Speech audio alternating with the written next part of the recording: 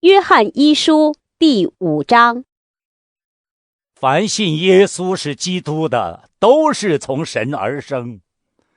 凡爱生他之神的，也必爱从神生的。我们若爱神，又遵守他的诫命，从此就知道我们爱神的儿女。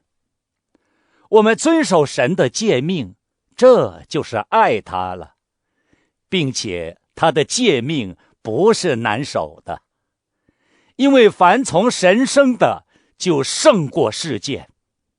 使我们胜了世界的，就是我们的信心。胜过世界的是谁呢？不是那信耶稣是神儿子的吗？这借着水和血而来的，就是耶稣基督，不是单用水，乃是用水又用血，并且有圣灵做见证。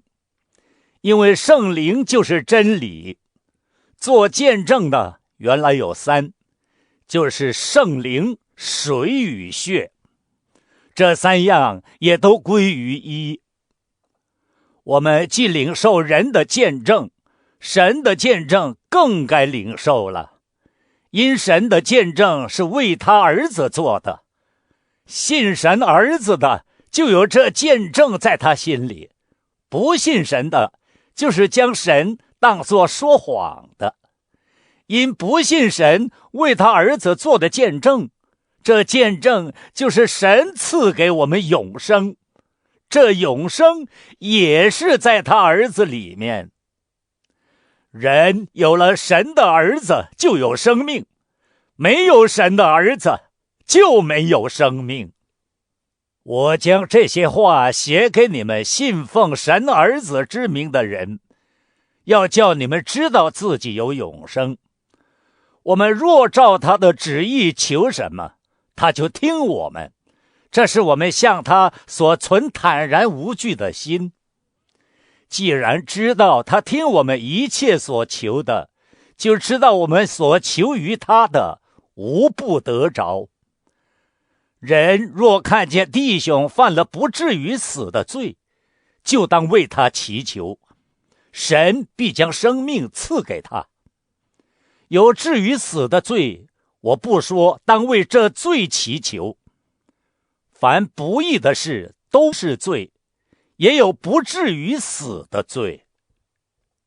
我们知道凡从神生的必不犯罪，从神生的必保守自己，那恶者也就无法害他。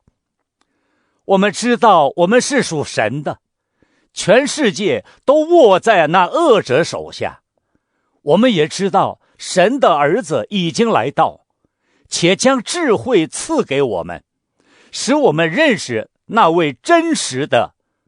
我们也在那位真实的里面，就是在他儿子耶稣基督里面。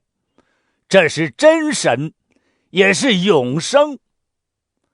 小子们呐，你们要自守，远避偶像。